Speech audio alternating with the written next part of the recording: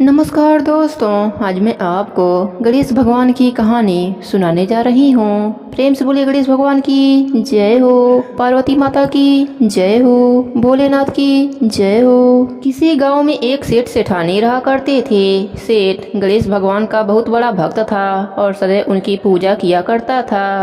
वह कोई भी काम करने से पहले भगवान को याद करना कभी नहीं भूलता था। एक बार गणेश भगवान रूप बदलकर सेठ के खेतों से गुजर रहे थे। गणेश भगवान को रास्ते में भूख लगी तो उसी सेठ के खेत से गेहूं के 12 दाने तोड़कर खा लिए। फिर उन्होंने सोचा, अरे मैं तो भूख से बेहाल होकर सेठ से बिना पूछे ही उसके खेतों से गेहूं के दाने खा लिए। यह तो चोरी हुई और इस पाप का दंड मुझे भोगना ही होगा। फिर सेठ के पास पहुँचे और बोले, सेठ जी मुझे कोई काम दे दीजिए, मैं दूसरे गांव से काम की तलाश में आया हूँ। सेठ ने कहा, देखो मेरे काम में इस समय घाटा चल रहा है, इसलिए मैं तुम्हें काम तो दे दूंगा पर तनख्वाह नहीं दूंगा। इस तरह गणेश जी सेठ जी के घर काम करने लगे। एक दिन सेठानी शौच से निवृत्त होकर अपने हाथ को राख से धो रही थी तो नौकर बने गणेश जी ने कहा, सेठानी जी जब तक हम अपने हाथों को मिट्टी से नहीं धो लेते तब तक वह स्वच्छ नहीं होते, इसलिए आप अपने हाथों को मिट्टी से धोया कीजिए। इस बात से सेठानी गुस्सा होकर नौकर की शिकायत सेठ जी से करी। सेठ जी ने कहा, गणेशा सही तो कह रहा है, जब तक हाथ मिट्टी से नहीं धो लेते तब तक हाथ स्वच्छ नहीं होते। यह गणेशा तो बहुत समझदारी की बातें करता है, हमारा भला सोचता है। सेठानी ने कहा, सुनो जी कल हमें गंगा स्नान के लिए जाना है, आप चलोगे साथ?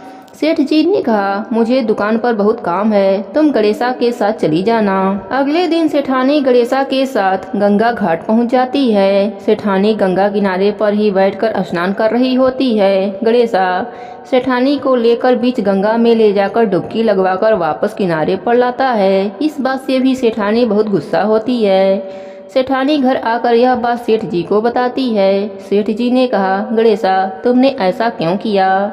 गणेशा ने कहा, जब तक हम गंगा में डुबकी नहीं लगा लेते तब तक स्नान पूर्ण नहीं होता।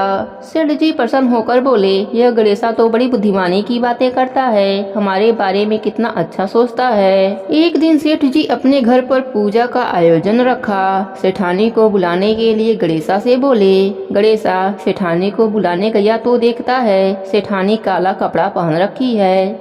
गणेशा कहता है, सेठानी जी आप पूजा में लाल रंग की साड़ी पहनो, पूजा में लाल रंग शुभ माना जाता है।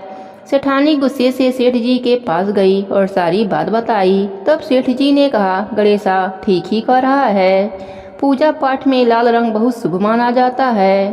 फिर सेठानी लाल रंग की साड़ी पहनकर पूजा करवाती है। एक दिन सेठ घर में गणेश पूजन का कार्यक्रम रखा।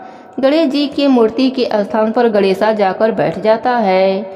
यह देखकर सेठ को गुस्सा आ जाता है। सेठ जी कहते हैं, गणेशा यह कहाँ की समझदारी है, मैं तो समझता था कि तुम बहुत समझदार हो, बड़ी बड़ी ज्ञान की बातें करते हो और खुद ही अज्ञानी बनकर उस स्थान पर बैठ गए हो जहाँ प्रभु की मूर्ति का स्थान है। फिर गणेशा अपने असली रूप में आ जाते हैं। सेठ सेठानी हाथ जोड़कर कहते हैं, प्रभु आप मेरे घर नौकर के रूप में, हमसे बहुत बड़ी गलती हो गई प्रभु, हम आपको पहचान नहीं पाए, हमें क्षमा कर दीजिए।